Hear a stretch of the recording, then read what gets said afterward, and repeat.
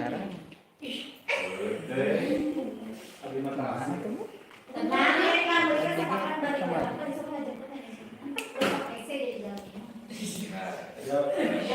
Palingan di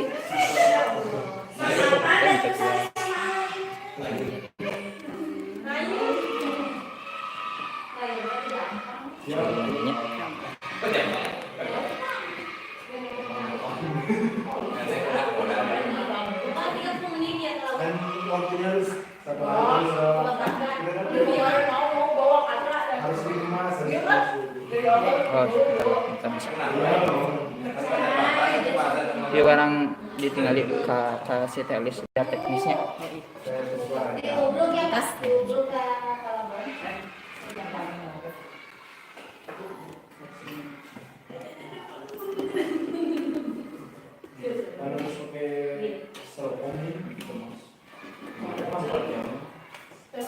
Harus ini kan dari masak langsung.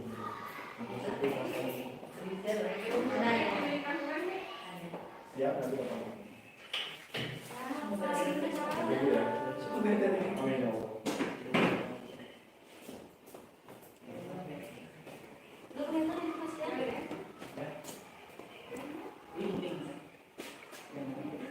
Harus pulang dari sini. Iya, masih aja nih. Nanti kan ada dia. Aku tuh pulang nanti tiba-tiba ada. Terus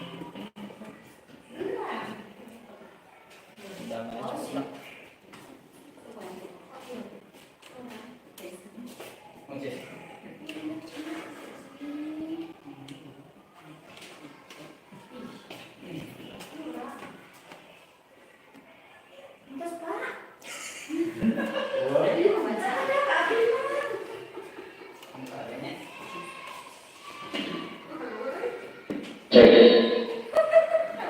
Bismillahirrahmanirrahim. Assalamualaikum. Mic-nya agak jauh.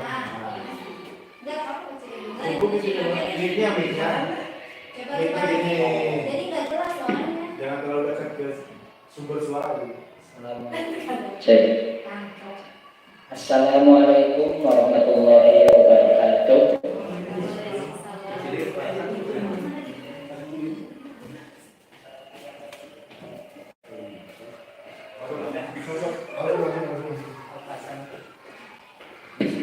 Ya kita lanjut aja ya sambil nunggu. Bismillahirrahmanirrahim. Assalamualaikum warahmatullahi wabarakatuh. Hamdan wa syukran lillah. Sholatan wa salam ala Rasulillah amma ba'du.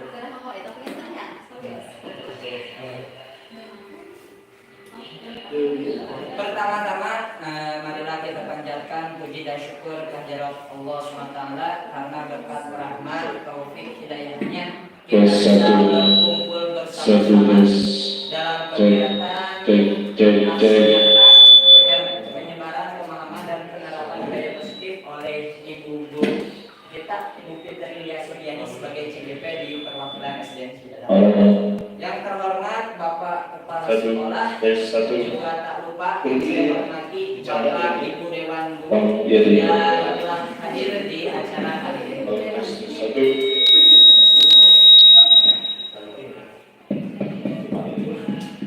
Ya, sebelumnya untuk beranjak ke acara selanjutnya, karena saya menyampaikan terlebih dahulu susunan acara yang akan dilaksanakan pada kegiatan hari ini.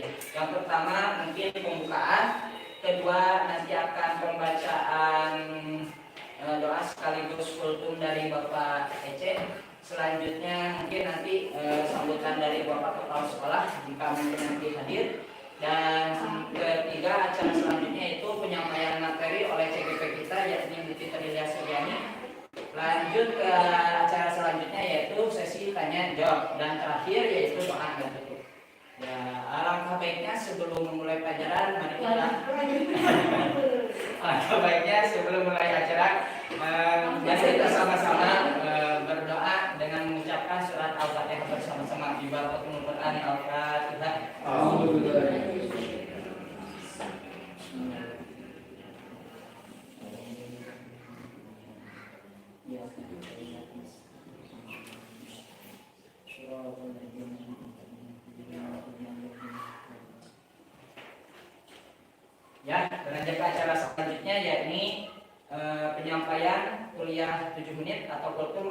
Bapak Ece Sanusi. Untuk waktu dan tempat dipersilakan.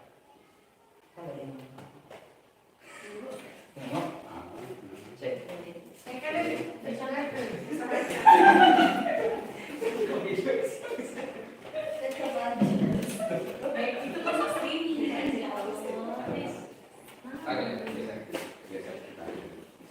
Bismillahirrahmanirrahim. Assalamualaikum warahmatullahi wabarakatuh.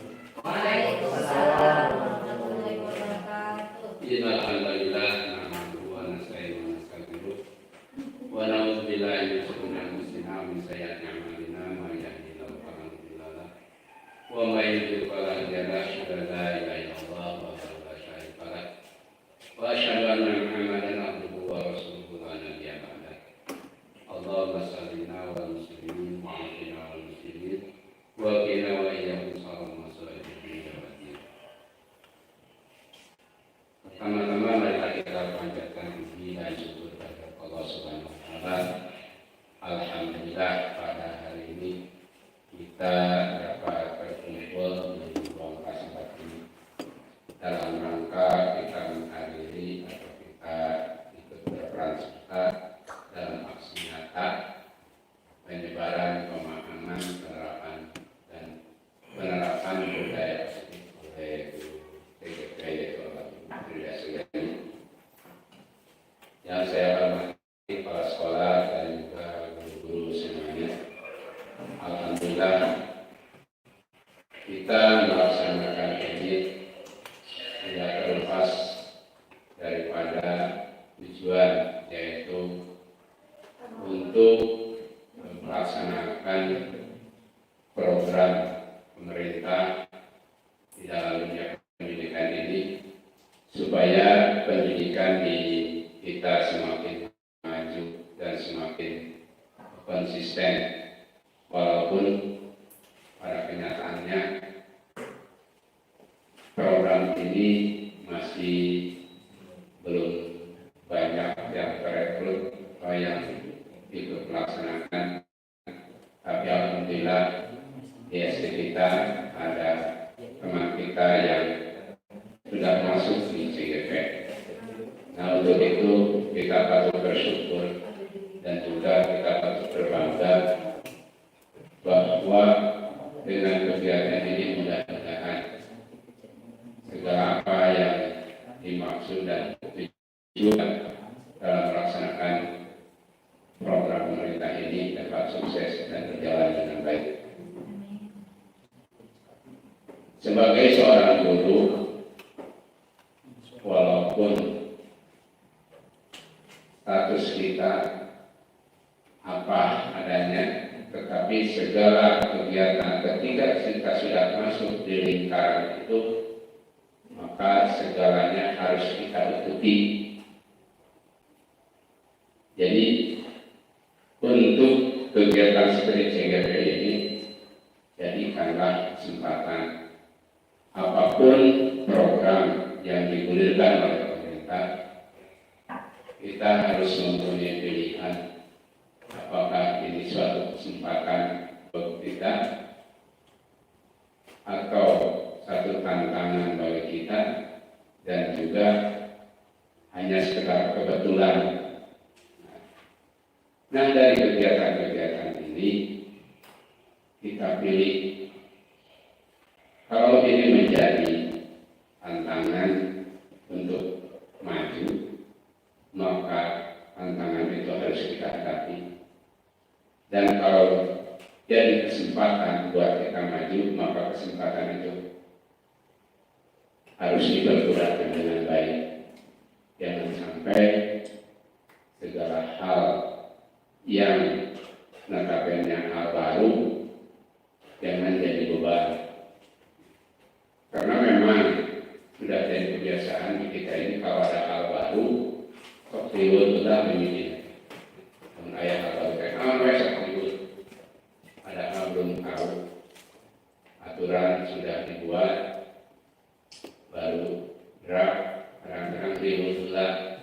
Tapi kalau sudah berjalan, oh dengan itu nanam diulang masuk, diulang kayak sampai halnya sekarang dengan program guru penggerak ini. Pertama kan reward itu segala rupa, tapi kenyataan ketika sudah berjalan ketika kurang dihadapi terus kurang dilaksanakan, maka itu harus dijadikan sebagai kesempatan untuk maju.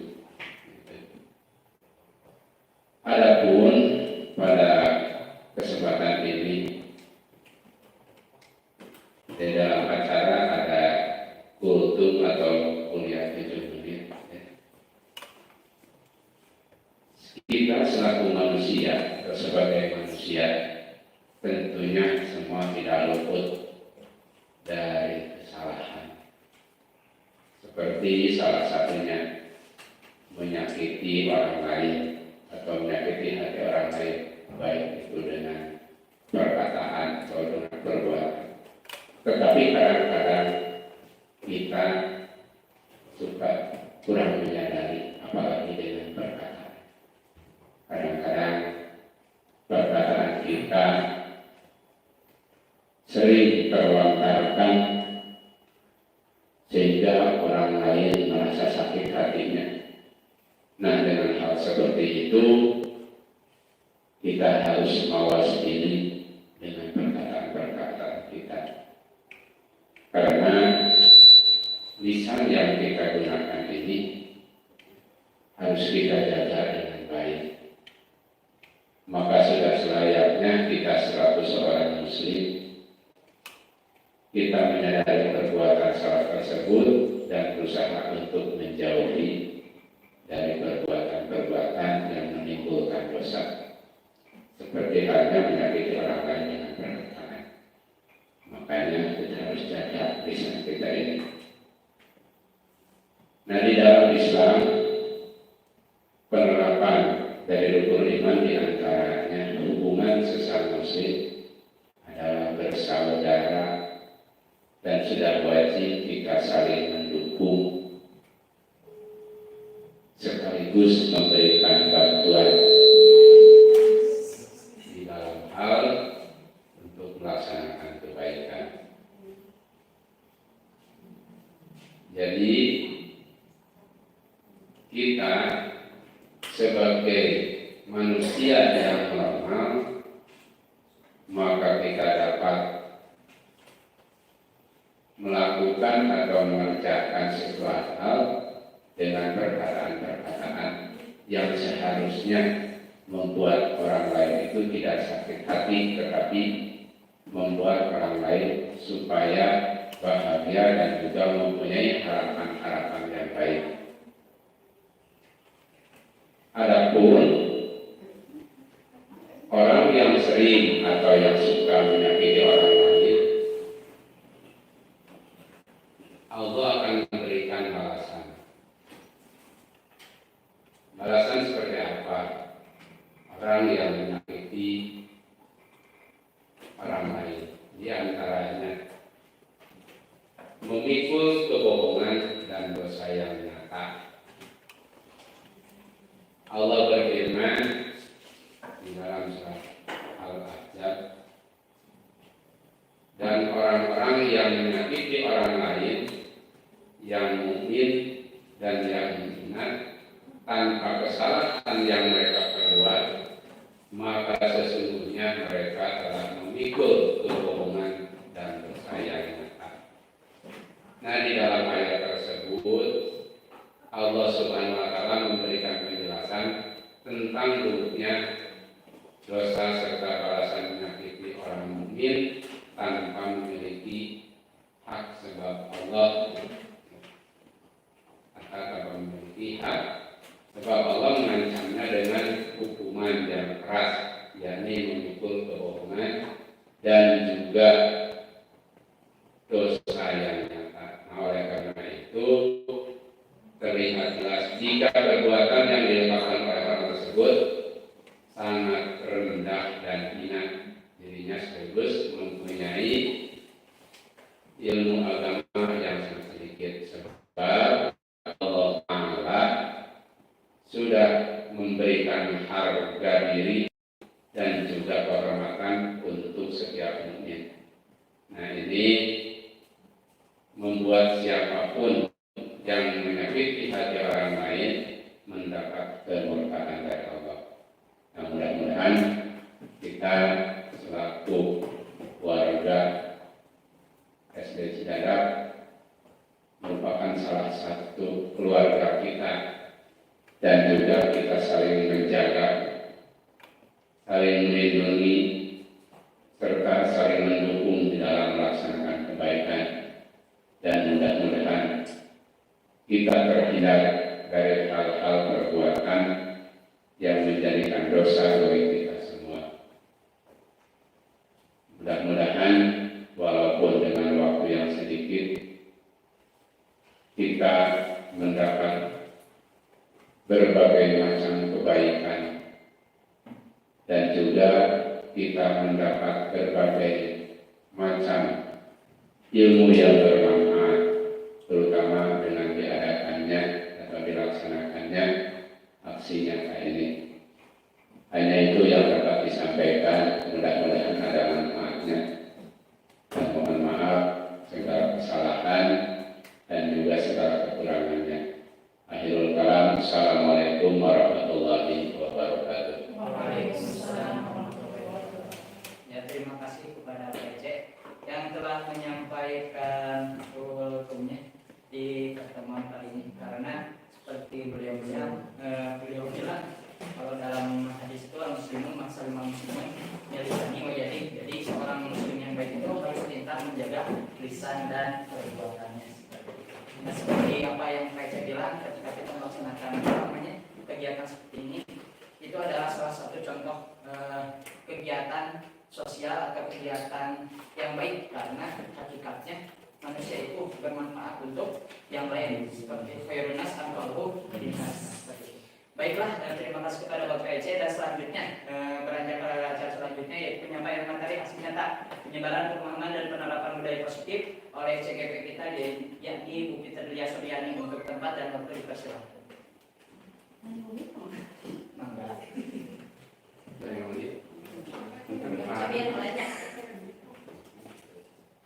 The Bluetooth device is ready to pair. Tadi akan dari jadi kita tadi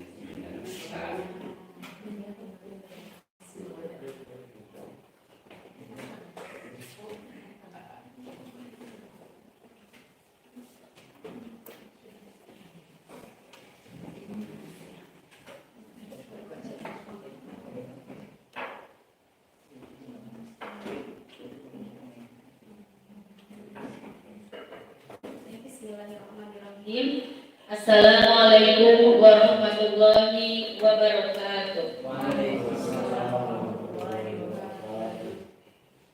Yang saya hormati Bapak Kepala Sekolah beserta Dewan Guru SDN Cidadap. Salawat beserta salam semoga tercurah limpahkan kepada junjungan alam Habibana wa Nabiyana Muhammad sallallahu alaihi wasallam. Sebelumnya saya ucapkan terima kasih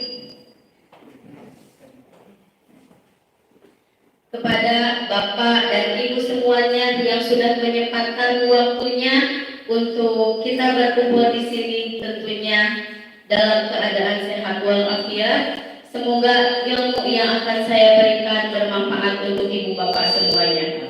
Sebelumnya saya mohon maaf, saya di sini bukan bermaksud untuk menggurui Ibu dan Bapak semua, tetapi saya berniat untuk mentransfer apa yang sudah saya dapatkan di CGP ini.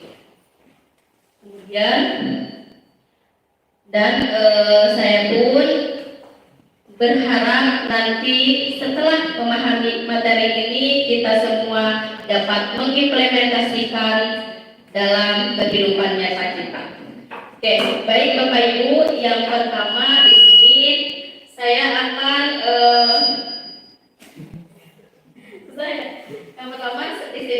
akan memaparkan aksi nyata Gelas berapa levelnya?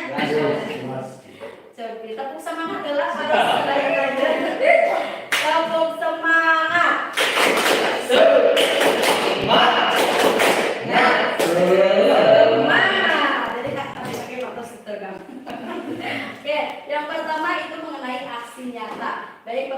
kebetulan di sini saya ada tugas yaitu untuk membuat aksi nyata mengenai penyebaran pemahaman penerapan budaya positif di sekolah.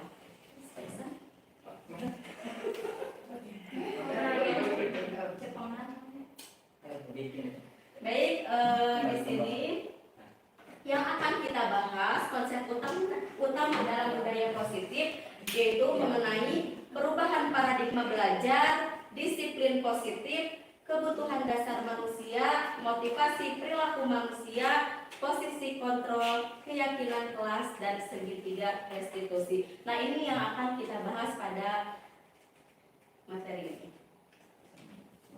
Kemudian pembelajaran dengan paradigma baru. Pembelajaran yang dirancang berdasarkan prinsip pembelajaran berdiferensiasi sehingga para peserta didik belajar sesuai kebutuhannya berdasarkan tahap perkembangan sesuai dengan teori psikologi modern untuk mewujudkan profil pelajar Pancasila. Saya yakin Ibu dan Bapak di sini sudah memahami yang namanya profil pelajar Pancasila karena di kegiatan KKB Guskun itu sering dibahas mengenai profil pelajar Pancasila. Kemudian di sini ada yang namanya disiplin positif. Disiplin berasal dari kata disiplina yang artinya belajar. Disiplin mengacu pada disiplin diri yang mengacu tanggung jawab terhadap apa yang dilakukannya berdasarkan nilai-nilai yang diyakini. Sehingga disiplin positif merupakan salah satu penerapan disiplin yang bertujuan untuk menambahkan kesadaran serta memberdayakan peserta didik tanpa imbalan reward, ancaman ataupun hukuman. Jadi sebagai pendidik tujuan kita adalah menciptakan peserta didik yang memiliki disiplin diri sehingga mereka berperilaku mengacu pada nilai-nilai kebajikan universal dan memiliki motivasi intrinsik dalam perubahan perilaku ke arah yang lebih baik. Jadi kita menerapkan disiplin positif di kelas itu bukan semata-mata untuk menghukum siswa atau mungkin siswa yang ketika kita terapkan disiplin positif tersebut siswa merasa terhukum, merasa adanya ancaman dan sebagainya, tetapi ada keyakinan atau ada motivasi yang timbul dalam diri siswa melalui motivasi intrinsik tersebut. Jadi melalui motivasi dalam diri. Kemudian yang tadi ada yang namanya nilai-nilai kebajikan. Ketika kita menerapkan disiplin positif di sekolah itu harus sesuai dengan nilai-nilai kebajikan tersebut. Apa sih itu nilai-nilai kebajikan? Nilai-nilai kebajikan adalah sifat-sifat positif manusia yang merupakan tujuan mulia yang ingin dicapai secara individu. Nilai tersebut bersifat universal dan lintas bahasa, suku bangsa, agama maupun latar belakang. Dengan mengaitkan nilai-nilai kebajikan yang diyakini seseorang, maka motivasi intrinsiknya akan terbangun sehingga menggerakkan motivasi dari dalam untuk dapat mencapai tujuan mulia yang diinginkan. Kemudian nilai-nilai yang ingin dicapai oleh setiap anak di Indonesia kita kenal dengan profil pelajar Pancasila. Coba Bapak Ibu, profil pelajar Pancasila kenal apa saja? Profil pelajar Pancasila.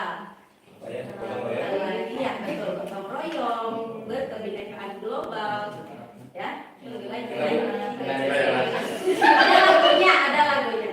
Belajar Pancasila beriman dan bertakwa pada Tuhan Yang Esa dan berakhlak mulia, berkebinekaan global, gotong royong mandiri, kreatif dan bertakwa.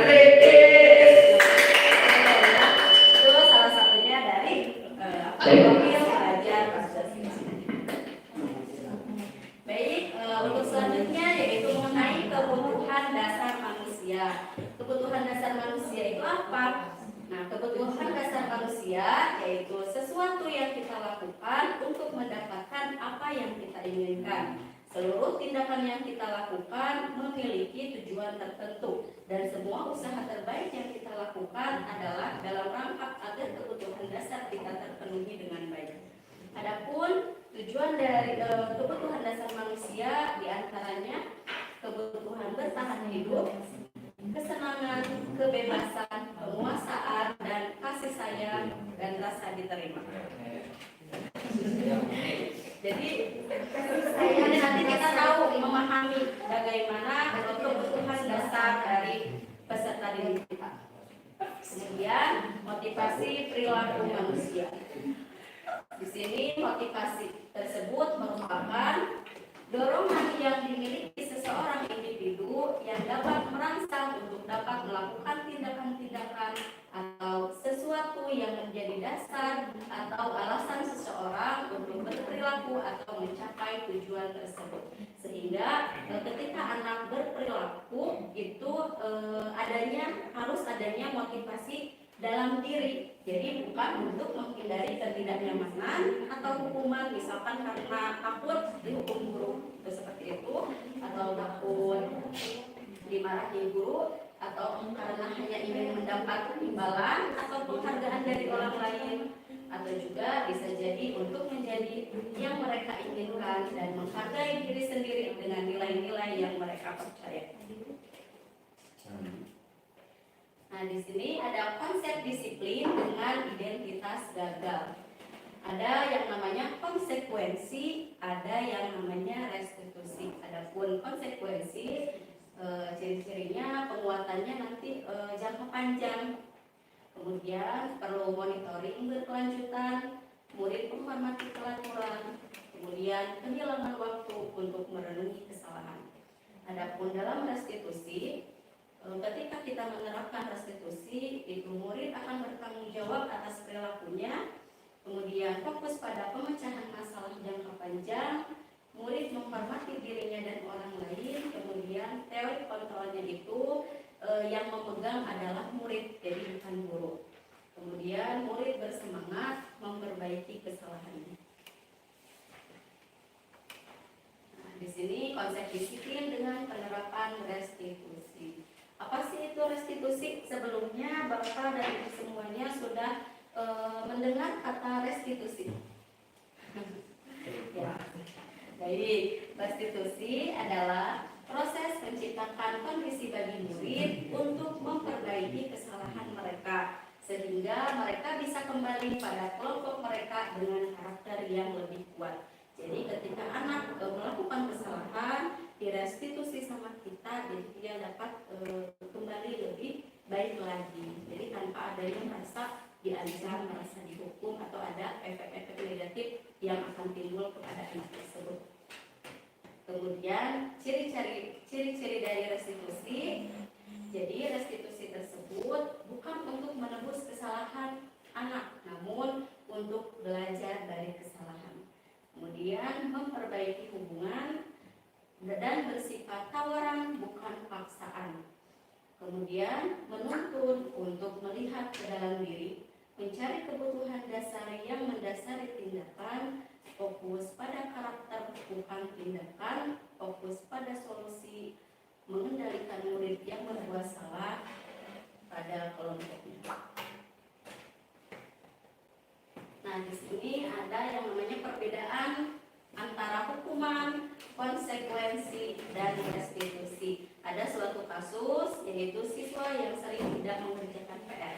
Nah, rata-rata Bapak Ibu semuanya ketika menemukan kasus seperti ini, yang biasa sering Ibu Bapak lakukan, yang mana gitu? Apakah bersifat hukuman, apakah menerapkan konsekuensi, atau menerapkan restitusi? Nah, kalau menerapkan hukuman itu seperti apa? Yang biasa, misalkan kita menerapkan hukuman, misalnya biasanya guru menghukum murid dengan berdiri 10 menit di depan kelas. Jadi ketika ada anak atau murid yang melanggar seperti kasus di atas tidak mengerjakan PR, kita langsung menyuruh murid tersebut misalkan untuk berdiri, atau bisa saja menghukum dengan berkeliling lapangan misalnya di dalam putaran dan sebagainya.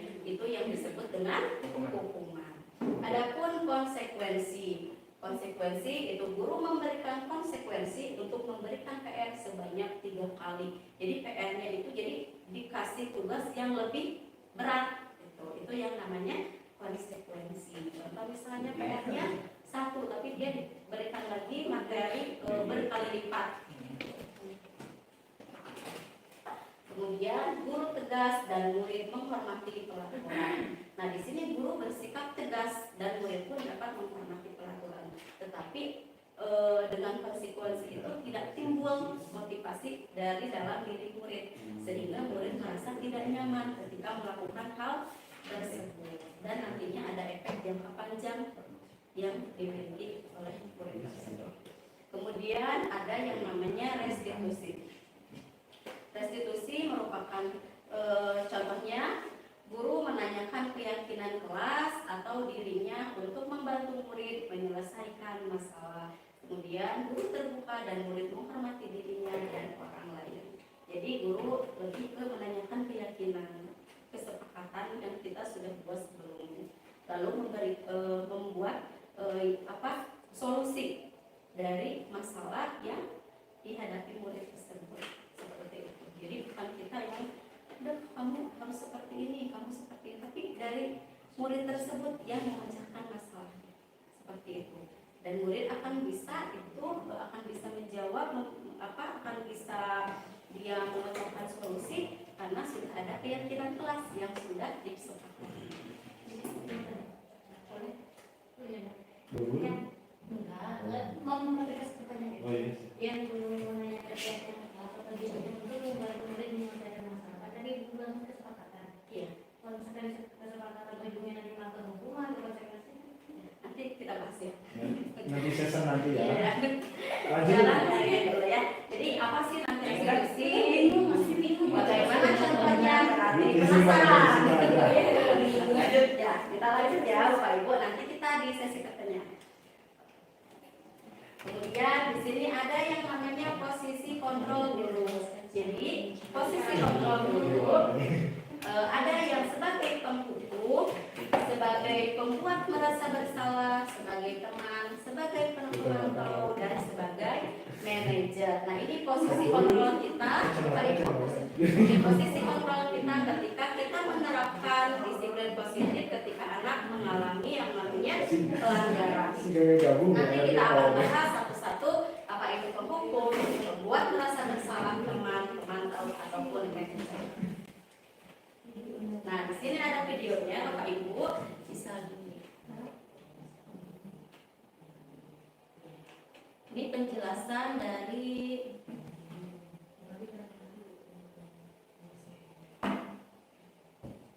pemekaran posisi kontrol.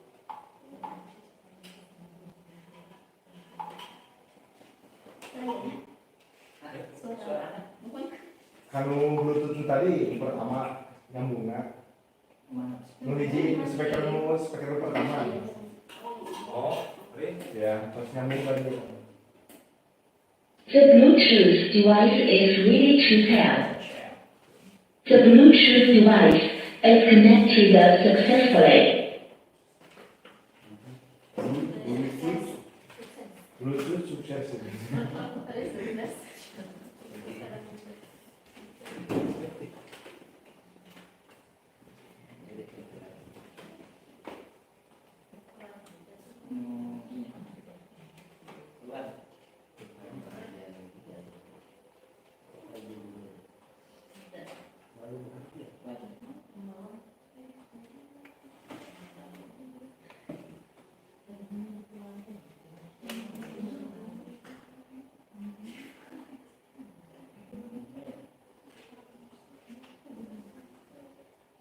Video dari sini ini menjelaskan 5 posisi kontrol beserta contoh-contohnya. Jadi posisi yang mana yang biasanya kita lakukan, terus apakah yang biasa kita lakukan ini sudah tepat atau belum. Jadi bukan berarti salah ya, karena tidak ada yang salah, tetapi tepat atau belum yang sebelum-sebelumnya selalu kita lakukan.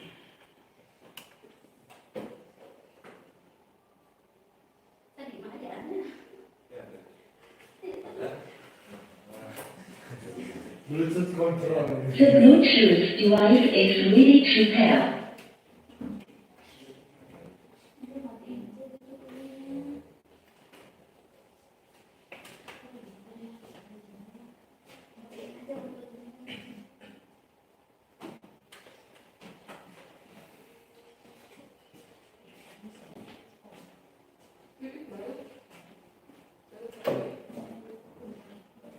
Dan gimana ini? Iya, Pak. FM tender. The Bluetooth device is ready to pair.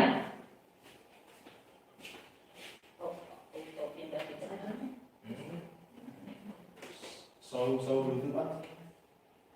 Seberapa video? Nah, belum kita speak. Kamu dapat apa tadi?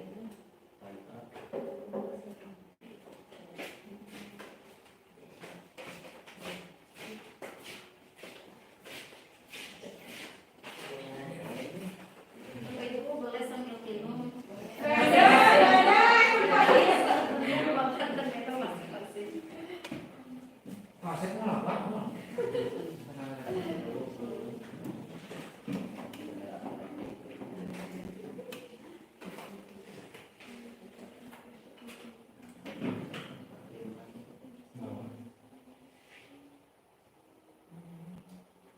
The Bluetooth device is connected successfully.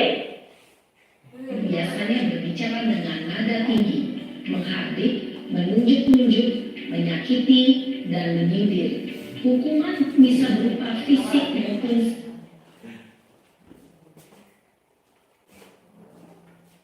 Kita simak video. salam bahagia ibu dan bapak guru hebat. Dalam penerapan disiplin positif restitusi, salah satu program yang dikembangkan adalah 5 posisi kontrol.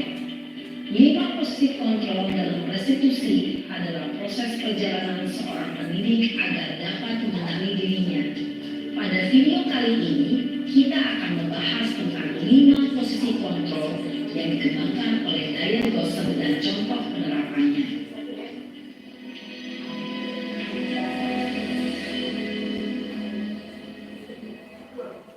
Lima posisi kontrol itu adalah 1. Posisi penghukum, 2. Posisi pembuat rasa bersalah, 3. Posisi teman, 4. Posisi pemantau atau monitor, dan 5. Posisi manajer. Untuk lebih memahami kelima posisi tersebut, mari kita saksikan kasus kemarin yang terlambat hadir 20 menit di sekolah dan melihat bagaimana kelima posisi kontrol dalam menghadapi masalah tersebut.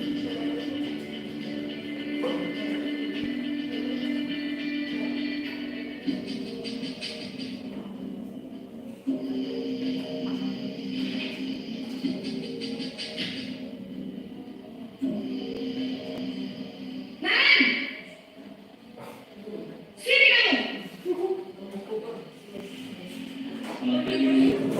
Selalu terlambat. Kamu deh, pasti terlambat. Maaf Bu, saya Apa? Apa coba? Alasan kamu apa lagi? Pasti kamu tidak terlambat. Malas sekali ya kamu jadi anak. Dasar pemalas. Gak kapok-kapok sih kamu. Sudah berapa kali terlambat? Sana, kamu keliling lapangan basket 2 kali.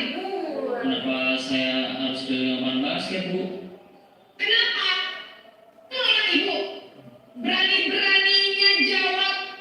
Sudah terlambat, masih berani jawab pula. Sekarang, keliling lapangan basket 5 kali sekalian. Biar kapok. Cepat.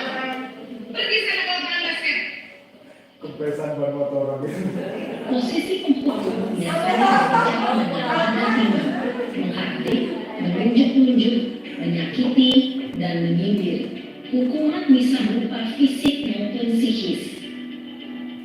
Ibu dan bapak guru hebat, dampak yang terjadi pada murid ketika guru berada pada posisi penghukum adalah murid cenderung akan memberontak memberontak, bahkan menyimpan dendam. Maksud dendam teh ada tadi sekarang Ada apa?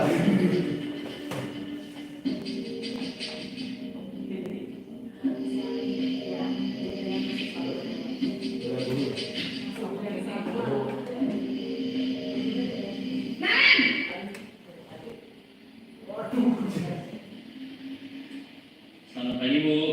Naren, kamu kenapa terlambat lagi, nak? Ya Tuhan, Naren, kamu senang ya bikin ibu susah ya? Kalau kamu terlambat lagi, nanti ibu yang ditegur bapak kepala sekolah, nak. Disangka ibu tidak bisa membina kamu. Duh, gimana ini? Maaf, Bu. Duh, Gusti Naren, kamu suka ya kalau ibu ditegur bapak kepala sekolah? Terus, sekarang ibu harus tulis apa ini di buku absen? Ini kamu sudah sering terlambat loh. Ibu harus apa coba? Maaf sekali. Ya sudah, lain kali jangan bikin ibu susah lagi ya nak ya. Ibu tidak akan kuat lagi kalau kamu begini terus. Bisa jantungan kalau ibu tegur bapak kepala sekolah. Sana cepat ke kelas. Maaf ya, Bu. Maaf sekali. Posisi pembuat rasa bersalah berbicara dengan nada tenang, cenderung lembut, namun kata-kata yang diutarakan membuat murid merasa menjadi orang yang gagal, memandang buruk dirinya sendiri, merasa tidak berharga, dan tidak sanggup membahagiakan orang lain. Ketika guru mengambil posisi pembuat rasa bersalah, murid akan menganggap dirinya yang bersalah dan ia akan menyimpan emosi negatif tersebut di dalam dirinya.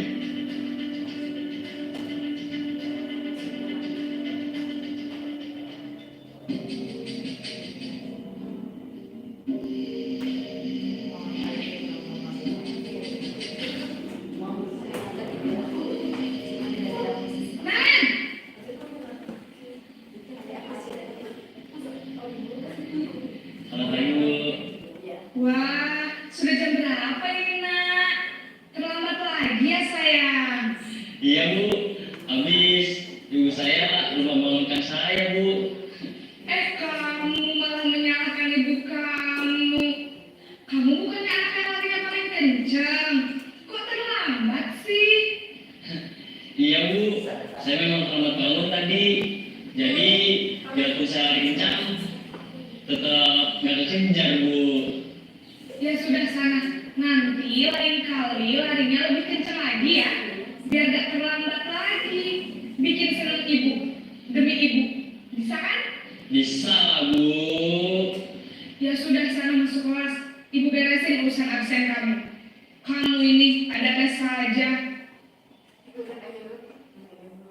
Dalam posisi teman, guru berbicara dengan nada suara ramah, akrab, cenderung bersenda gurau untuk menjaga suasana tetap santai. Murid akan merasa senang, aman, dan akrab dengan guru. Identitas yang tercipta adalah identitas sukses atau berhasil.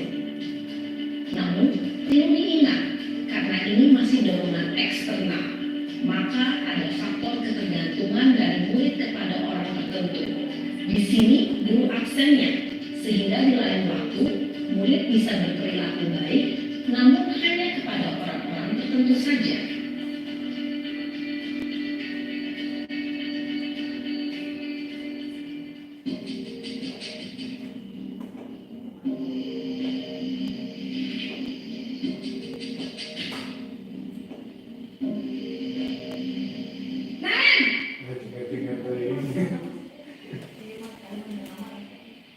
Selamat pagi, Bu. Naren, apa peraturan sekolah kita tentang jam berapa kita harus masuk sekolah, nak?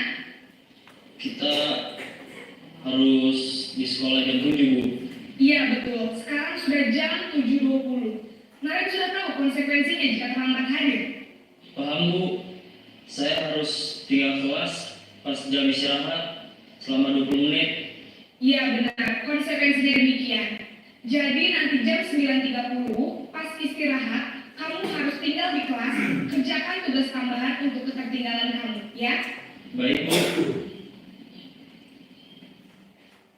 Posisi pemantau mengantar penghitungan atau data untuk mengontrol murid. Guru mengarahkan murid berdasarkan peraturan dan konsekuensi. Seorang pemantau menunjukkan bahasa tubuh dan ekspresi wajah yang datar dan cenderung formal.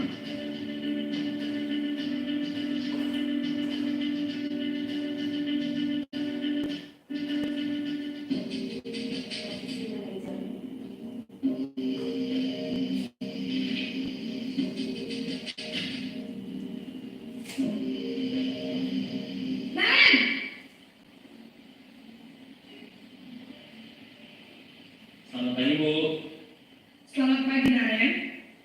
Maaf, Bu. Saya terlambat. Iya, sekolah masuknya jam 7, sekarang sudah jam 7.20. Jadi sekarang bagaimana ini, Naren? Maaf, Bu. Saya lupa setel alarm saya semalam. Baiklah, menurut kamu, keyakinan sekolah yang mana yang perlu kamu tingkatkan?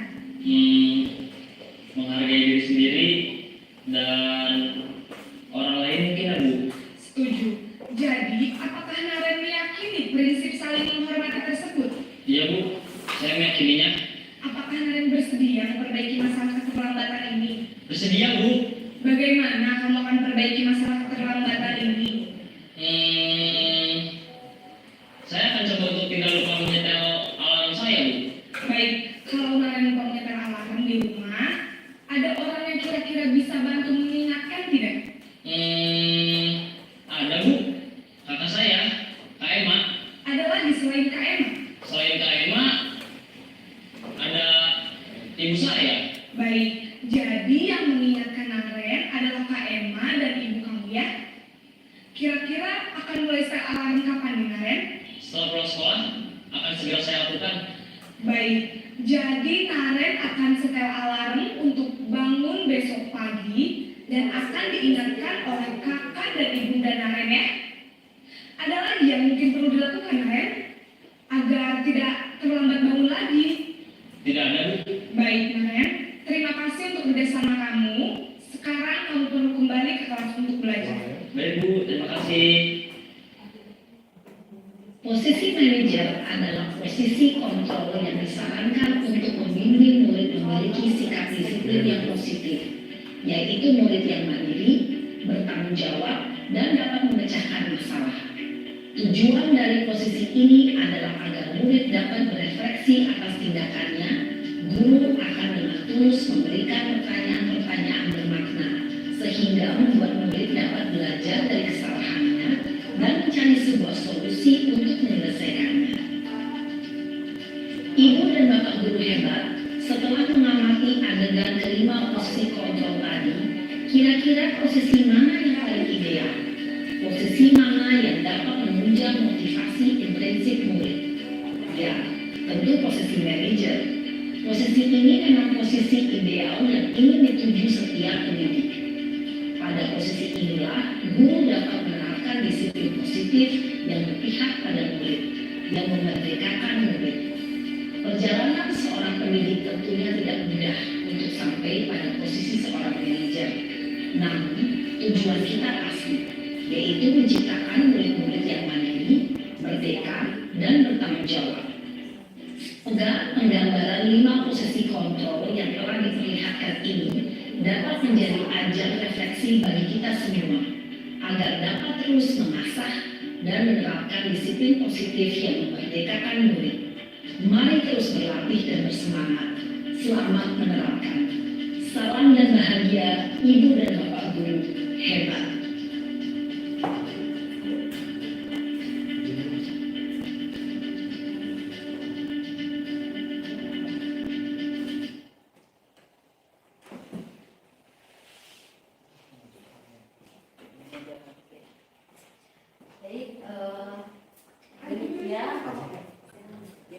Demikianlah pemaparan dari video posisi kontrol tersebut. Kira-kira menurut Bapak Ibu mana yang paling ideal? Manajer ya. Yang biasa sering Bapak Ibu lakukan biasanya Sama saya pun begitu ya. Di awal saya pernah ya menerapkan posisi kontrol, menghukum, membuat merasa bersalah atau bahkan posisi sebagai teman. Nah, Bapak Ibu, yang perlu tadi mengenai keyakinan kelas. Dalam posisi kontrol tersebut ada yang namanya menanyakan keyakinan kelas. Ya, keyakinan kelas yang mana yang kamu merasa belum terpenuhi oleh kamu, seperti itu contohnya. Nah,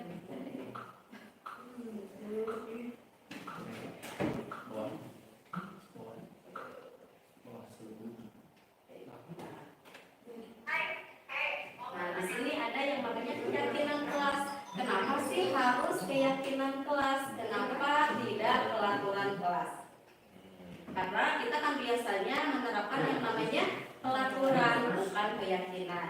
Nah, salah satu contohnya, mengapa kita memiliki pelaturan harus menggunakan helm bila mengendarai roda 2. Jadi, kenapa kita memakai helm? Apakah atas dasar karena takut polisi, atau misalkan takut dirazia, seperti itu, atau karena kita ya ingin demi keselamatan. Jadi tujuan memakai helm setiap orang pasti berbeda. Terkadang ada orang yang takut ada polisi, takut ditilang dan sebagainya. Berarti itu masih dalam posisi pelaturan karena adanya rasa takut akan ancaman atau hukuman. Tapi ketika menerapkan kita udah ada timbul dalam diri kita atau motivasi intrinsiknya, maka ketika mau di jalan raya, mau ada polisi atau tidak, ketika kita mengendarai motor itu pasti akan menggunakan helm demi sebuah keselamatan. Jadi itu perbedaan aturan ataupun aturan dan keyakinan. Nah, di sini ada yang namanya pembuatan keyakinan kelas. Nah, mungkin dari tadi Bapak Ibu bagaimana sih cara membuat keyakinan kelas? Nah, keyakinan kelas pun sudah saya buat waktu itu bersama-sama dengan murid kelas 4A. Contohnya seperti itu Bapak Ibu, ada yang sudah saya buat mengenai keyakinan kelas. Nah, keyakinan kelas itu lebih abstrak dari pelaturan, kemudian berupa pernyataan universal dibuat dalam bentuk positif, kemudian sedikit saja agar lebih mudah diingat. Jadi kata-katanya lebih simpel, yang lebih mudah diingat. Kemudian sesuai dengan kondisi kelas dan sekolah agar mudah diterapkan, dan semua warga sekolah atau kelas dilibatkan saat membuat pelaturan. Jadi biasanya ketika kita membuat aturan kelas itu biasanya dari guru. Guru membuat aturan kelas sendiri tanpa disertai dengan murid, lalu ditempelkan. Tapi kalau keyakinan kelas ini kita dibuat secara bersama-sama dengan murid, lalu disepakati bersama. Itu mengenai keyakinan kelas. Kemudian dalam penerapan tadi keyakinan kelas tersebut yang tadi mengenai posisi kontrol tadi, ini posisi kontrol yang paling baik itu adalah posisi kontrol manajer. Ya, Bapak Ibu, tapi bagaimana sih kita dapat menerapkan posisi kontrol tersebut? Nah, yang pertama tadi membuat keyakinan kelas terlebih dahulu. Jadi di awal biasanya awal ajaran baru dengan anak-anak kita membuat dulu dengan anak membuat keyakinan kelas, lalu itu keyakinan tersebut akan diingat oleh anak-anak. Jadi ketika kita memanggil murid yang merasa bersalah, kita tanyakan lagi keyakinan tersebut. Kemudian langkah yang kedua menggunakan segitiga restitusi. Nah, apa sih itu segitiga restitusi? Segitiga restitusi merupakan sebuah strategi yang dapat dilakukan sebagai proses menciptakan kondisi menuntun murid untuk memperbaiki kesalahan-kesalahan yang mereka lakukan.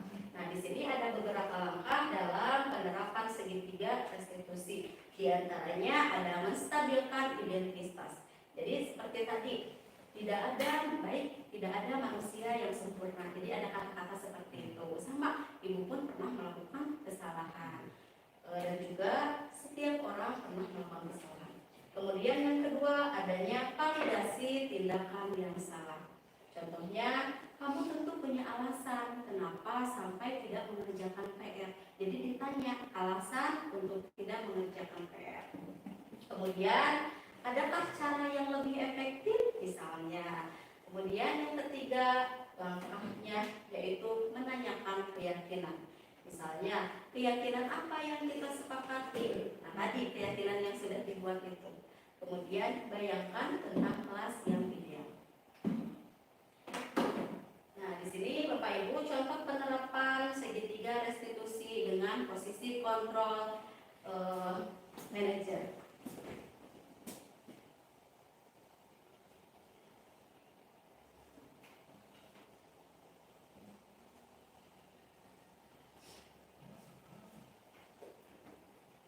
Nah, di sini saya sudah membuat video mengenai contoh dari posisi kontrol manajer yang ada sesuai dengan kasus di SDN Cidada.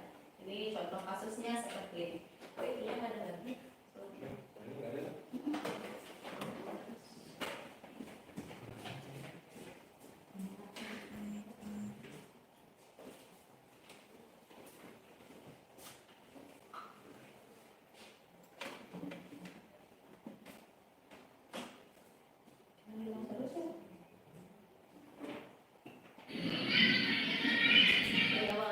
Assalamualaikum Rifat. Kasus yang ada di SDN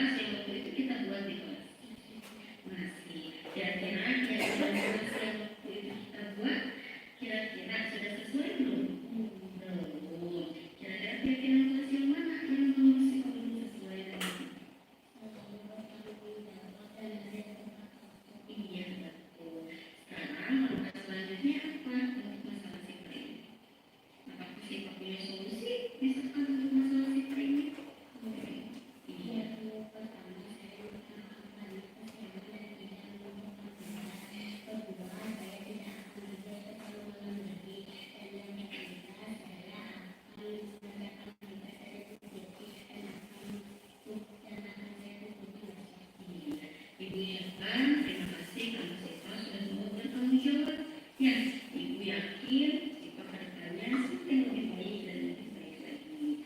Dan kalau terserah Siva boleh kembali belajar. Caranya?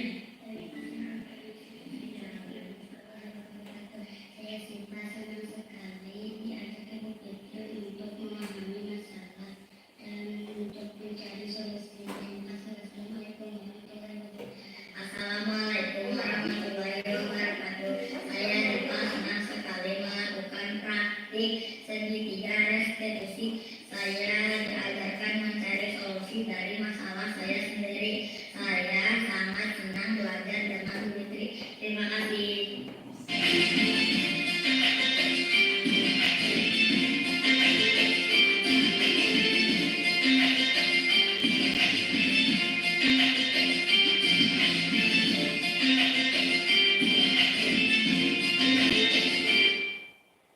Baik Bapak Ibu, demikian pemaparan yang saya paparkan. Semoga dapat memberikan pemahaman kepada Ibu Bapak semuanya untuk kita implementasikan secara bersama-sama di sekolah SDN Cidadap ini. Untuk selanjutnya saya kembalikan kepada Pak Ihsan. Ya, terima kasih kepada Bu Fitri yang telah menyampaikan segala materi yang dapatnya selama pelatihan. Dan untuk sesi selanjutnya mungkin ada sesi tanya jawab, ya umpan balik, feedback dan sejenisnya. Ayo, ini Bu Dewanti silakan.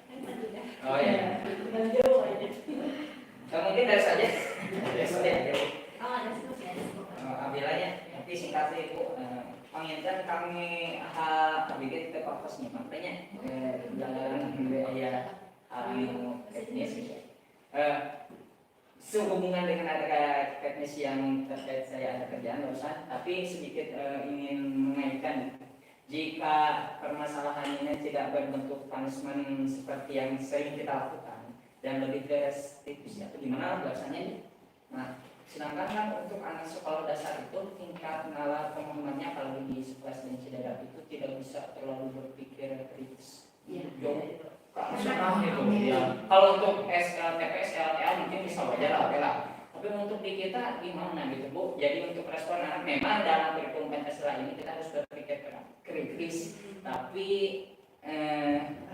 ya pada lapangannya ya sampai susah. Ya. Mengenai keyakinan kelas berapa coba diulang lagi aja. Oh, Assalamualaikum warahmatullahi wabarakatuh. Waalaikumsalam. Menanggapi yang tadi yang bagian boleh masih dari tadi kalau masalah itu mengenai tentang tata bahasanya yang dipertanyakan. enggak tata bahasanya lebih ke Contoh yang terus kalau misalkan sudah kan namanya apa sih itu meyakinkan kelas ya, berarti kan membuat satu kesepakatan ya. Ketika hasil akhirnya nanti berujung kan anak-anak kadang suka seneng menghukum seseorang nih ya kan, misalkan hasil akhirnya kesepakatan itu malah ujungnya ke punishment itu terjadi ya. Oh ya, jadi ujung-ujungnya dan kan di kesepakatan ini anak seperti apa bukan terus kata teman-temannya udah Bu di kan sama nanti gimana gitu ya. Baik, mungkin satu dulu ya. Jadi masuk lagi. Oh, apa sekalian? Sambil duduk dong ya. Terus satu lagi kan tadi masalah keyakinan penerapan keyakinan kelas kan katanya sifatnya abstrak ya. Nah, sifatnya abstrak. Sedangkan kan untuk anak-anak itu perlu sesuatu yang jelas gitu, jelas. Apalagi kan keyakinan apa ya? Jadi lebih ke kata-kata yang nggak ada masalah beda dengan peraturan gitu ya kan. Nah untuk itu keyakinan kelas ini penerapan keyakinan kelas ini bisa nggak diterapin dari kelas 1 gitu sampai atau misalkan hanya untuk kelas tinggi ini bisa realisasinya. Baik, terima kasih atas pertanyaannya. Atas pertanyaan dari Ibu Dewanti dan Pak Ihsan. Yang pertama mungkin saya akan berusaha menjawab dari pertanyaan dari Ibu Dewanti di kelas misalkan sudah memiliki keyakinan kelas, sudah menerapkan keyakinan kelas, tetapi ketika ada siswa yang melakukan kesalahan, ada saja dari dari murid tersebut misalkan, Bu, hukum saja, Bu, cenah kalau keliling lapangan misalnya seperti itu. Nah, dari sanalah kita sebagai guru bagaimana menyikapi hal tersebut. Jadi yang manajemen di kelas kita ini siapa? Kita sebagai guru. Jadi fungsinya kita sebagai guru, kita harus dari sana kita bisa lebih bersikap tegas dan juga memberikan pemahaman. Ya, bukan berarti kudu kumaha ibu, bukan berarti seperti itu. Kita memberikan pemahaman yang benar-benar dapat dipahami oleh anak. Contohnya misalkan anak-anak untuk masalah ini kita sudah membuat kesepakatan kelas. Kita ingatkan lagi, coba kita ingatkan lagi, apa sih kesepakatan kelas yang sudah kita buat? Di antaranya apa? Ada nggak kesepakatan kelas kita yang dapat menghukum teman kita sendiri? Pasti si anak bisa menjawab, oh tidak ada kita menghukum seperti itu dalam kesepakatan kelas. Jadi itu fungsinya keyakinan kelas. Jadi karena sudah diterapkan keyakinan kelas, jadi kita tidak bisa semena-mena karena sudah ada keyakinan kelas tersebut. Jadi kita bisa mengacu ke situ sehingga tidak akan sampai ada punishment yang seperti itu. Jadi kita ingatkan lagi mengenai keyakinan tersebut. Jadi yang memegang kontrol dalam hal ini oleh guru seperti itu. Jadi memberikan dengan diberikan pemahaman. Paham berarti? Ya. Mungkin untuk apa? Ya seperti itu. Jadi tugas kita ini untuk selanjutnya saya berharap semuanya tadi bisa nggak ini untuk kelas 1 sampai kelas 6 bisa. Bahkan saya berharap semua ketika saya melihat kelas 1 sampai kelas 6 nanti sudah ada keyakinan kelas yang sudah dibuat oleh ibu dan bapak semuanya dengan peserta didik. Jadi kan keyakinan kelas ini tadi seperti yang sudah dibilang, bukan kalau peraturan kan kadang kita membuat peraturan ini lalu ditempelkan saja begitu, tapi keyakinan kita kelas ini dibuatkan secara bersama-sama. Sebetulnya ada caranya teknik dalam membuat keyakinan kelas seperti kemarin di ruang karya itu dari awalnya kita itu dari mulai ke anak-anak diberikan kertas sedikit-sedikit apa sih keyakinan kelas apa nih mereka yang inginkan, peraturan kelas apa yang mereka inginkan, anak-anak sulit menulis lalu ditempel-tempelkan sampai dari peraturan kelas itu membentuk keyakinan kelas. Itu ada cara-caranya seperti itu. Tapi itu dasarnya dari peraturan dulu. Iya, tapi kalau kelas bawah kan bisa dibantu sama gurunya seperti itu. Berarti dasarnya tetap kita harus bikin dulu peraturannya. Iya, peraturan mulai dari anak-anak kita suruh membuat anak-anak misalkan. Jadi kita pertama kita ini dulu arahkan dulu, kasih dulu pemahaman. Gimana nih ada yang kesiangan, nah misalkan itu kan bentuk dari peraturan ya tadi kesiangannya kenapa kenapa kesiangan, nah itu misalkan tadi ada kasus yang kesiangan, oh kita buat nih aturan jangan terlambat, nah itulah dari aturan itu misalkan jangan terlambat ke sekolah, kan ada kata-kata jangan terlambat ke sekolah, nah itu dari pertama dari aturan gitu, lalu dipositifkan menjadi keyakinan kelas misalnya tepat waktu ke sekolah misalnya contohnya seperti itu. Jadi kata-katanya tidak jangan terlambat gitu, jangan kesiangan, dan dia lebih memposisikan aja tidak. Jadi nggak semata-mata kita menyuruh ke anak langsung apa keyakinan enggak, tapi kita dari awal sebagai guru memberikan pemahaman dulu terhadap mereka mengenai peraturan kelas yang dipositifkan menjadi keyakinan kelas seperti itu. Jadi lumayan ada ini mungkin sesi selanjutnya kalau diberikan kesempatan lagi kita membuat keyakinan kelas secara bersama-sama itu Bapak Ibu. Jadi tadi kata Bu Dewanti boleh nggak dari kelas 1 sampai 6 boleh ya, bahkan saya berharap semuanya dapat membuat keyakinan kelas ya. Jadi alhamdulillah gitu kami misalkan ibu sama bapak saat tos materi dia saat tos diskusi dia sadayana melakukan dari membuat keyakinan kelas. Berarti saya bersyukur sekali alhamdulillah gitu karena pemahaman ini berarti dapat diterapkan oleh bapak dan ibu semuanya. Jadi setidaknya ada Dipersilakan. Abu ya.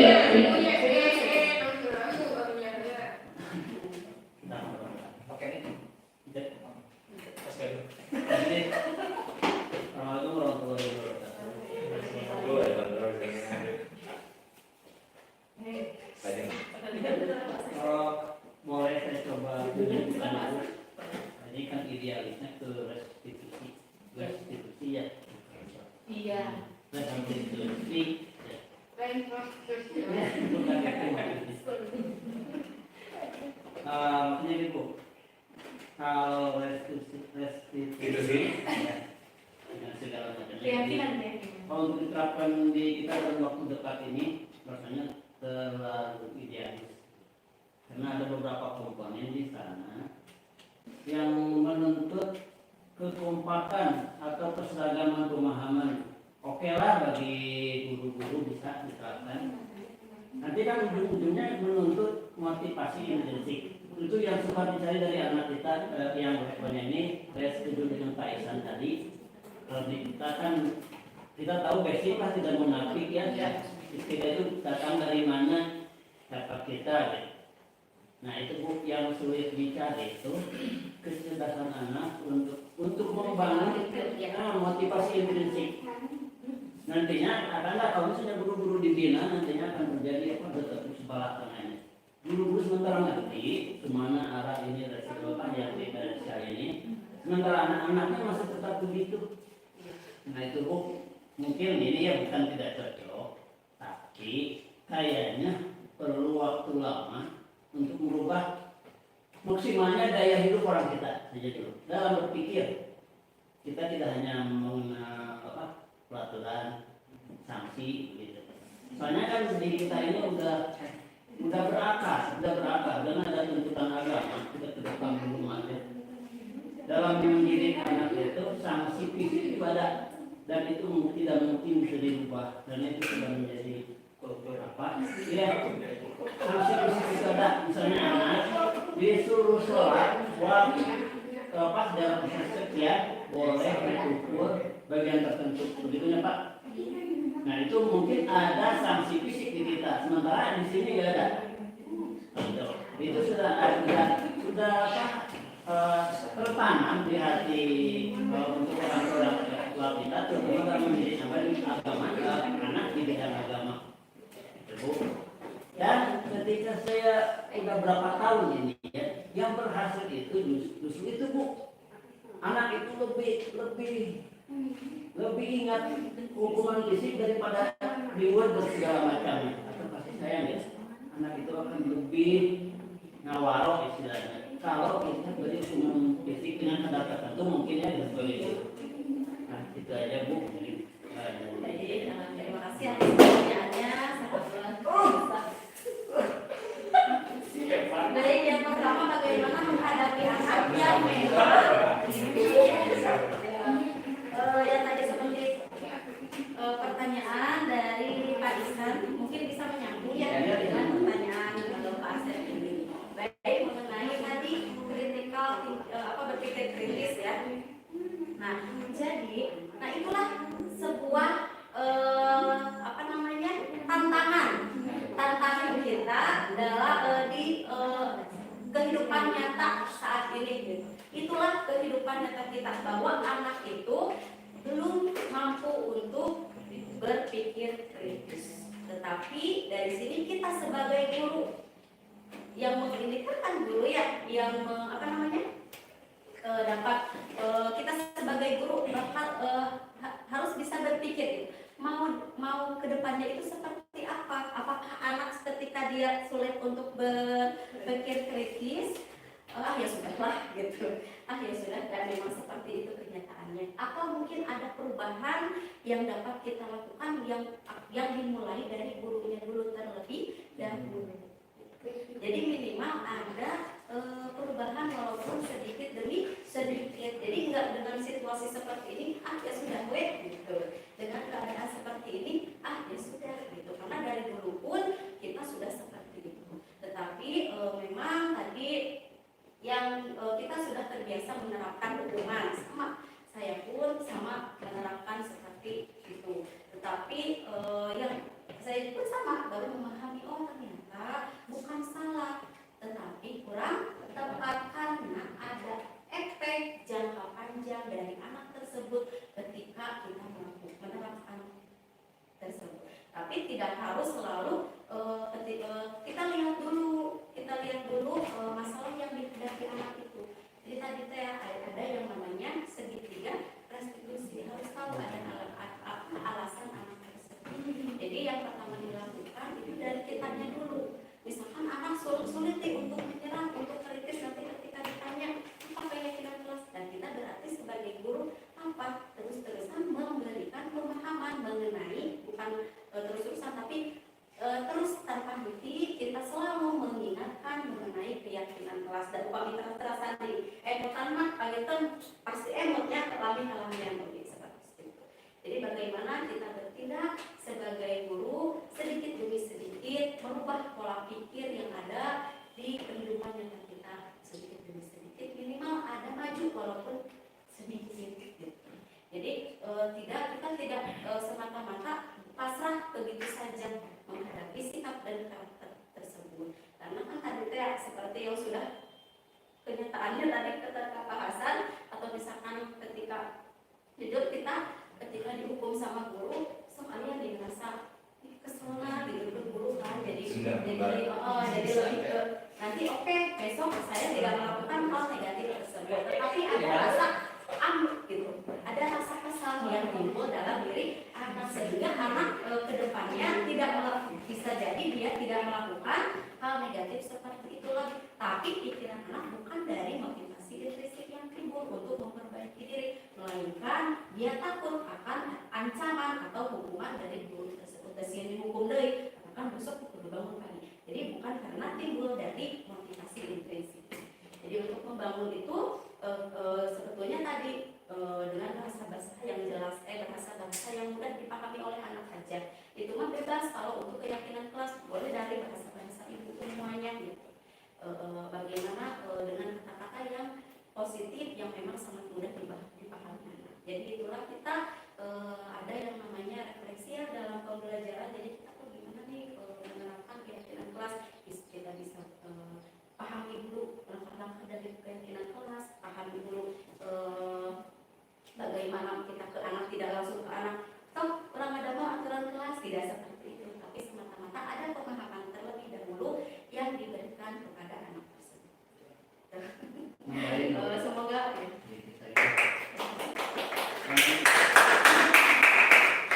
Memang betul tadi menyimak pembicaraan barusan yang masalah dendam. Sebenarnya saya juga punya guru yang saya dendami gitu ya. Untuk beberapa guru, dia memang pernah menghukum saya, memperbal saya gitu.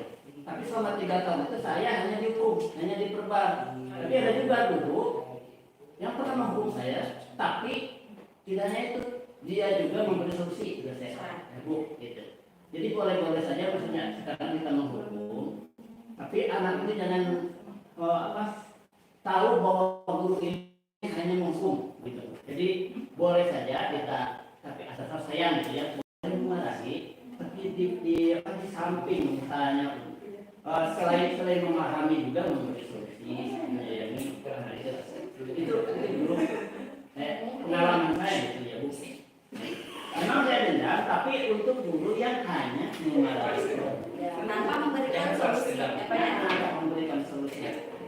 Jadi penerapan segitiga restitusi ini, kita sebetulnya dalam menerapkan segitiga restitusi ini tidak semata-mata untuk semua kasus ya, tapi kita bisa memilah-milah gitu. Jadi misalkan untuk kasus yang memang lumayan ini ya kita bisa gitu. Kita bisa menggunakan posisi kontrol yang mana nih. Jadi tidak semata-mata dengan posisi negatif disesuaikan. Iya, sesuaikan apa ya, berbeda-beda, tetapi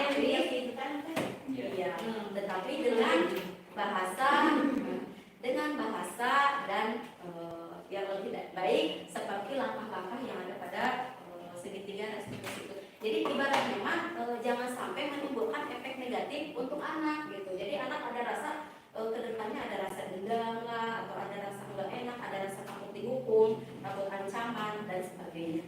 Lalu gimana kalau misalnya ini? Pertama yang kita ambil tindakan yang misal ya, kita ngasih punishment, tapi sudah dikasih punishment, terus nanti kita kasih pemahaman gimana?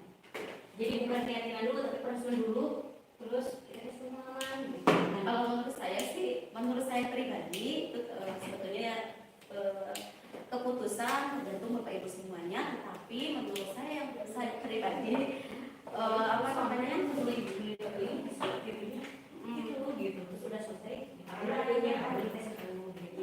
itu balandailah kita dendam Nyari ada sorry ya salah kesangkut enggak ya kembali lagi kepada kalau menurut saya kembali lagi kepada kesimpulan soalnya itu ada banyak kasus kenapa sih kita menerapkan ini banyak kasus kan yang dendam kepada guru kan di zaman sekarang kan ya dendam kepada guru bahkan Pak Guru yang salah ya Pak Guru asal pada orang misalnya atau Pak Guru asal jadi tidak ada rasa menghormati menghargai antar guru jadi ibaratnya tadi kembali lagi pada keyakinan kelas gitu jangan sampai tindakan-tindakannya itu yang dilakukan sama kita itu bukan yang salah ya tetapi misalkan kurang tepat jadi lebih tepatnya kembali lagi kepada keyakinan kelas tadi jadi nggak akan efektif kita menerapkan manajer posisi kontrol manajer dengan segitiga distribusi tanpa kita membuat keyakinan kelas terlebih dahulu. Sekarang kita di kelas tidak membuat keyakinan kelas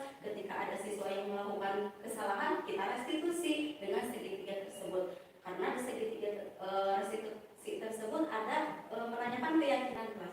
Nanti anak bingung keyakinan kelas yang mana kita sendiri bersama guru tidak pernah membuat keyakinan kelas.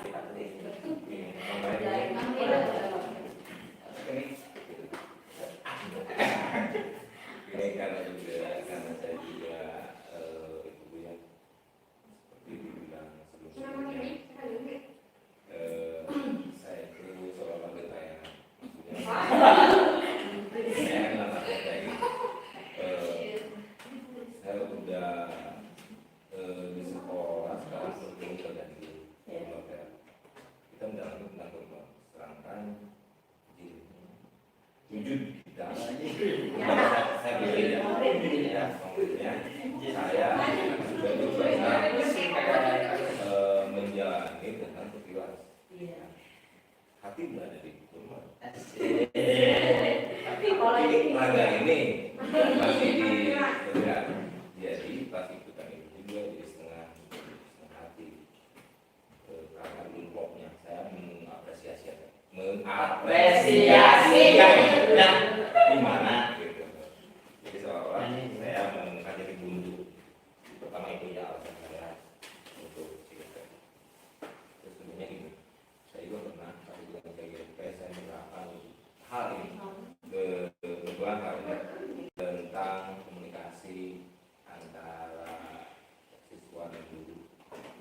Terus siswa dan Mas jawab masalah saya masih menuliskannya peraturan ya. Peraturan padahal itu dibuatnya dengan konsep rumah saya menggunakan teman-teman siswa saya berlaku sebagai manajer saya memberikan masalah pada dia apa sih masalah yang timbul di anak anak saya belum tahu ya sih yang menjadi untuk minus untuk dia dan saya mengasihkan ya memberikan masalah pada dia masalah yang mau timbulin terus juga saya pernah sebagai manajer ya langsung memberikan solusi dari dia sendiri yang memberikan masalah sekaligus minta solusinya yang baik dari mana itu juga nah untuk itu ada salah satu yang bagi saya pribadi yang susah untuk kalau tidak memberikan punishment rasanya sulit. Nah, tadi terjawab kan, tidak semua peraturan tidak mempunishment ada sebenarnya. Cuman saya juga ngobrol dulu sama sekolah di mana kalau punishmentnya di luar jalur misalkan hal yang bentuk fisik atau selain hal yang gampang gitu yang bisa gitu. Kalau kelas sekolah boleh saja cuma kita mempertimbangkan kalau bisa jangan lupa disiplin verbal ya. Nah, saya juga seperti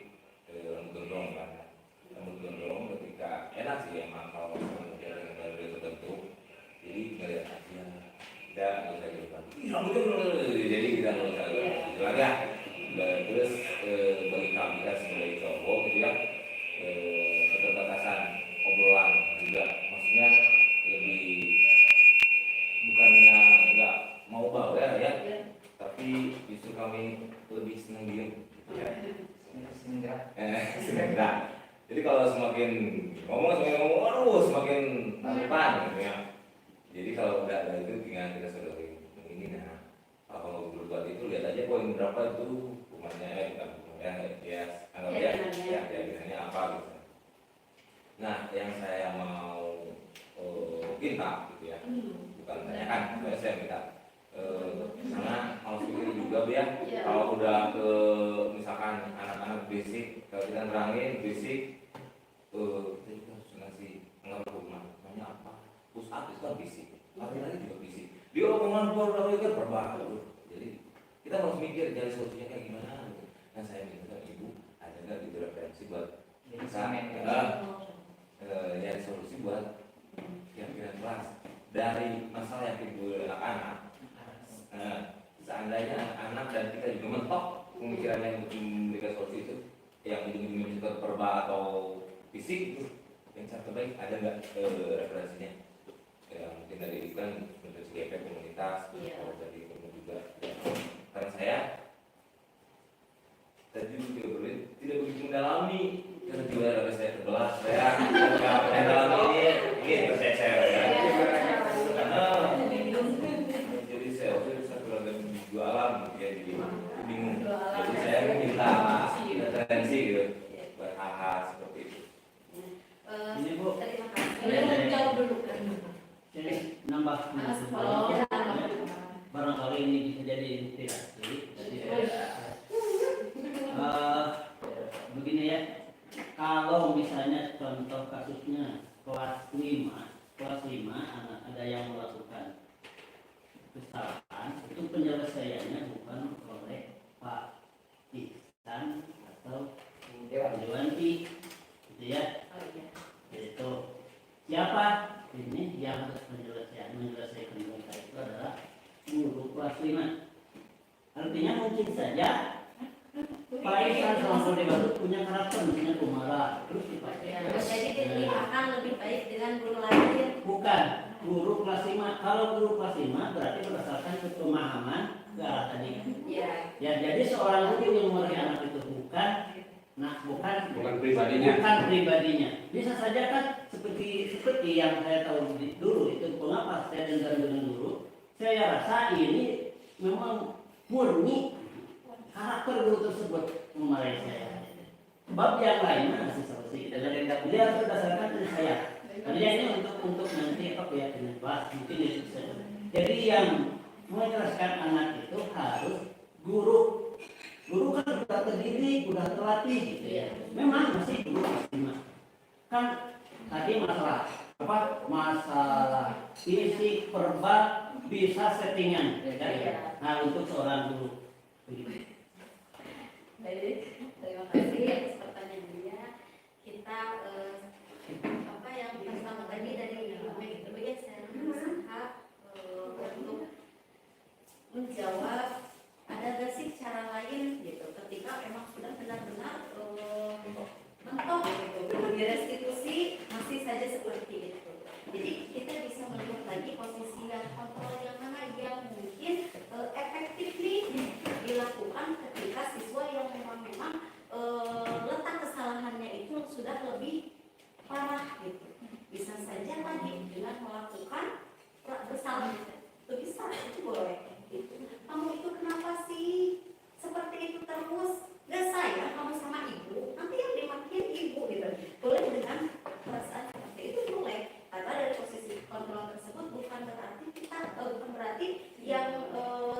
yang keempat itu salah gitu. Ya, jadi ada hal-hal yang memang ketika kita sudah mentok anak tersebut, tetapi kita bisa menggunakan posisi kontrol tersebut, tetapi terus menerus diingatkan, diberikan pemahaman mengenai posisi yang tadi manajer dengan diantaranya yang tadi juga kembali ke keyakinan klasik. Pada dasarnya ketika kita sudah kolaborasi, ketika kita sudah menerapkan dengan siswa, membuat bersama-sama dengan siswa, saya yakin itu kembali lagi ke keyakinan kelas tersebut. Karena juga waktu ya misalnya misalnya bangku misalnya mau istirahat gitu kan, kita udah bikin kesepakatannya untuk menulis 3 halaman karena itu juga dia berpikir ternyata masih aja kayak gitu istilahnya nggak ada efek jerah gitu ya. Karena kan membentak kayak itu barusan untuk merasa bersama kan itu tergantung gaya kita masing-masing juga ya, karena saya gayanya marah berhasil ya? Wah ini gak ada duit seperti ini bu, malah mungkin atau orang menjadi jadi bingung mereka tetap Nah itu saya bakal duit ya jadi anjing. Nah, itu salah satunya efek yang ditimbulkan bahwa ketika nah itu kan salah satunya karena ketika tadi posisi teman itu lebih ibarat ke ada teman, jadi ke posisi teman kita bisa menerapkan dengan posisi teman tersebut, jadi kita akrab dengan murid, tetapi belum tentu murid itu akrab dengan guru yang lainnya, sehingga kepada guru yang lain dia tidak bisa menerapkan hanya tersebut. Ya, jadi hanya satu guru saja yang dia senangi gitu. Nah, terus jaga jarak itu gimana bu? Kadang-kadang kalau saya mentang, jaga jarak. Saya mundur, maju. Jadi keyakinan tulis hadis. Ya, bisa salah satunya bisa menerapkan keyakinan tersebut. Jadi kalau keyakinan kelas itu bebas tergantung ibu bapak semuanya yang memang ibu bapak rata-rata dari pengalaman-pengalaman, misalnya ada anak yang suka kesiangan, oh berarti apa nih kata-kata yang baiknya bisa terapkan di situ poinnya, atau apa kasusnya apalagi atau anak di sini misalkan tidak mau diam ketika pembelajaran sedang berlangsung, kita bisa membuat keyakinan kelas atau misalkan lebih tertib dalam belajar gitu. Jadi emang benar-benar keyakinan kelas itu bukan hanya sebatas ditempel lalu ya sudah gitu, tapi benar-benar itu yang kunci utamanya yang harus diterapkan. Seperti tadi jaga jarak tadi, oh berarti ada anak yang memang tadi jaga jarak ya Pak. Jadi maksud pemilik itu anak itu terlalu dekat apa terlalu jaga jarak gitu. Terlalu dekat, danau pertanyaan sesuatu pada dia di sana. Berarti kita bisa menerapkan poin saling menghargai. Di dalam saling menghargai tersebut, jadi kan kadang anak kalau misalkan ini jadi tak geser-geser atau apa, nah itu bisa diutarakan, dikasih pemahaman kepada anak. Kalau misalkan nanti kalau ingin berbicara kepada guru, baiknya seperti itu, tunjuk jari bila ingin bicara. Jadi dan seperti itu. Seperti itu. Belum Mbak Umpan itu bu, malahan jurus yang saya pakai itu jurus konsermuin gitu lah. Oleh karena itu, semoga dengan berjalan waktu ya Pak. Mungkin kalau saya pribadi ya Bu, sebetulnya tapi nggak tahu itu boleh atau tidak ya menurut regulasi untuk pelajaran ya kurikulum mereka ini. Sebetulnya kalau kita menerapkan tentang ini kan lebih kepada ada moral etika ya arahnya ke sana lah gitu, lebih daripada intelektual gitu, dari pelajaran. Kalau kita melihat berkaca dari pesantren, kalau melihat seorang santri kita melihat seorang santri, apalagi kita berkenaan dengan hari santri saat ini, kita lihat aja contoh di bawah di Cidadap. Kalau melihat dulu itu tumpuk terus dusun isin pependak di guru, padahal naon kudu isin. Terus padahal naon kedah di sieunkeun. Tah abdi anu nampi masalah eta kunaon sih masih make bisa. Yang pertama, kita aya pelajaran khusus upami di pondok dan minatnya dina kita taklim. Nah, terus jelas Bu, kalau dicek abdi mah cukup lah Islam bagi kita gitu. Soalnya dilihat di taklim ayat tentang rumah ada berbicara terhadap guru, ada belajar, ada yang segala rupa ada peradaban kurang khususnya ke orang sebagai santri, misalkan sebagai murid, oke sebagai kepada guru ataupun guru kepada murid dan berbagai aspek lainnya. Lebih ke aspek sosial dan aspek sosial. Nah, kalau menurut saya apakah boleh Bu gitu, kita menerapkan mungkin secara keyakinan kelas misalkan sering dilanggar karena hanya tertulis di di statut. Tapi sedangkan kan kalau pelajaran itu kita tahu saja sistem pelajaran itu jika kita ingin menerapkan pada anak itu harus diulang. Nah, kalau kita mencoba menerapkan sistem meskipun itu bukan bertahun-tahun tapi kita ada satu pelajaran khusus mengenai pelajaran tentang adab atau budi pekerti dan lain sebagainya. Mungkin itu bisa menjadi alternatif bagi pengembangan keyakinan kelas seperti itu. Nah, mungkin dari saya, tapi itu mah hanya sebagai bukan masukan, lebih ke pemikiran saya. Mungkin itu lebih ke terima kasih Pak Isan atas menurut saya itu masukannya sangat luar biasa mengenai seperti yang tadi dipaparkan oleh Pak Isan. Nah, itu tadi jadi adanya kita sekolah ini kan saling berkolaborasi ya Pak ya, adanya seperti yang kemarin mengenai visi tersebut ada yang namanya ada ya, kita bisa menerapkan sebetulnya itu lebih ke bisa melakukan lebih ke pembiasaan ya. Misalnya tidak semata-mata harus kita belajar itu di kelas sama guru wali kelasnya gitu, tetapi boleh juga di kelas kita menerapkan nih bersama tim guru yang lain dalam melakukan pembiasaan yang sering kita lakukan. Contoh kita yang sudah berjalan dari pembiasaan setiap hari Jumat tersebut, kita boleh menerapkan mengenai adab atau sopan santun atau etika, itu jauh lebih baik gitu, jauh lebih baik untuk solusi dari masalah-masalah yang terjadi di saat ini. Jadi itu bisa itu bahkan lebih bagus, lebih baik dengan adanya pembiasaan khusus di luar jam pelajaran sekolah. Gitu Pak Isan. Jadi kalau bisa mungkin karena sebetulnya saya ingin di sekolah kita itu lebih sering berkolaborasi seperti ini. Jadi tidak harus ketika anak kelas 5 harus sama anak kelas 5, tapi kita bisa berjalan bersama-sama, kita bisa berkolaborasi, kita bisa berdiskusi secara bersama-sama untuk memecahkan suatu masalah yang kita hadapi. Jadi dipecahkan secara bersama-sama. Jadi tidak serta-merta dibebankan langsung kepada ada tambahan penutup dari Bu Ania. Ya, mungkin Bu Assalamualaikum warahmatullahi wabarakatuh. Mengenai apa yang tadi disampaikan oleh Pak Isan, gitu ya, saya jadi teringat dengan mungkin kenapa tidak gitu kan kita di sini membahas intinya tentang masalah adat. Bagaimana pembiasaan baik ini akan terus dilakukan dan terus diingat tujuannya kan ke sana kita. Kenapa tidak gitu? Di sekolah ini ditambahkan untuk si kurikulumnya itu minimal itu tidak banyak gitu. Minimal 30 menit atau 15 menit dari setelah bel masuk itu kita ada bahasanya pembelajaran karakter building.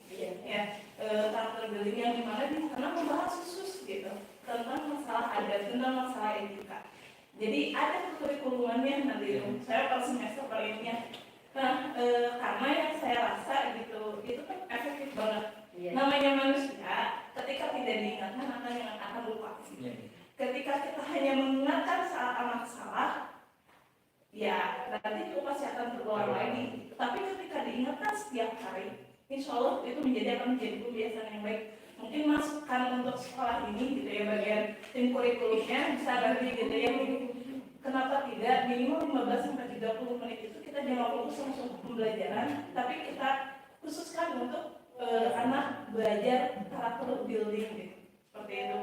Kita aja dari saya semua. Terima kasih atas masukannya, semoga kita selesai. Terima kasih atas masukan dari Bapak Ibu semuanya, terutama dari Ibu Agnia, luar biasa. Saya ucapkan kepada SDN, keluarga SDN Cidadap ini yang sangat luar biasa. Semoga dengan adanya ini kita dapat melangkah ke depannya dengan baik lagi dan lebih baik lagi tentunya dengan kolaborasi antara semua guru SDN 3. Baik, saya kembalikan kepada Bapak Ibu. Ya, terima kasih kepada Bu Delia Suryani sebagai CPP yang telah menyampaikan materinya secara lengkap, utuh dan menyeluruh. Kasih tepuk tangan untuk Bu mungkin untuk acara kali ini kan sekian, mungkin kurang lebihnya kami mohon maaf. Terima kasih. Wabillahi taufiq wal hidayah. Assalamualaikum warahmatullahi wabarakatuh. Silakan,